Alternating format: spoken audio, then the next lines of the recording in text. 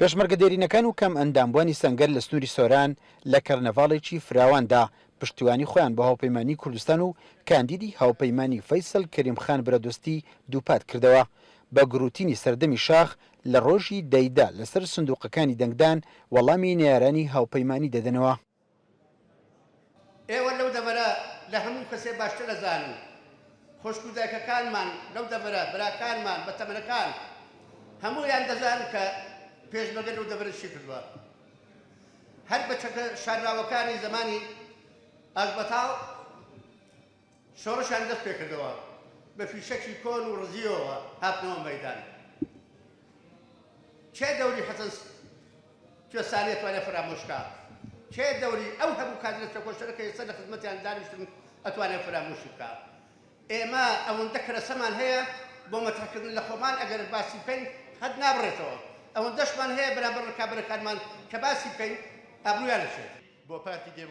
پێشمەرگە دێرینەکانی سنووری سۆران هێزێکی گرنگ و کاریگەری سنوورەکان لە ڕیزی ئەو پێشمەرگانەش زیاتر لە 6,000 شەهید لە سەنگەرەکانی قارەمانەتی و فیداکاری گیانی خۆیان بەخشیوە. ئەوێ ڕۆژێکە پێشمەرگە دێرینەکان بە چەک بە خوێن خەباتیانە کرد بۆ ڕزگارکردنی کوردستان ئەو ڕۆژ لە بری چەک و تفەنگ بە ئاشتی و بە ئازادی بە پەنجەکانیان بچن بۆ سەر سندوقی دەنگدان دەنگ بدەن بە لیستی هاوپەیمانی کوردستانی بۆ ئەوەی بتوانین لە کوردستان لە زاخۆ تا خانەقین لە هەموو شوێنەکان بە شێوەیەکی ئاشتی و ئازادی بە دیموکراتی خزمەتی گەل و نیشتیمانەکەی خۆمان بکەین. وەکو پێشمەرگەیەکی دێرین پشتیوانی لە هاوپەیمانی کوردستان دەکەم و پشتگیری لە میر فەیسەڵ دەکەم بەهۆی ئەوەی کە بنەماڵەیەکی شۆڕژێڕن و پیاوێکە بەڕاستی چاوی لە خەڵکە پیاوێکی خێرکەرە پیاوێکە خستەخانەیەکی لە خزمەت خەڵکی داناوە.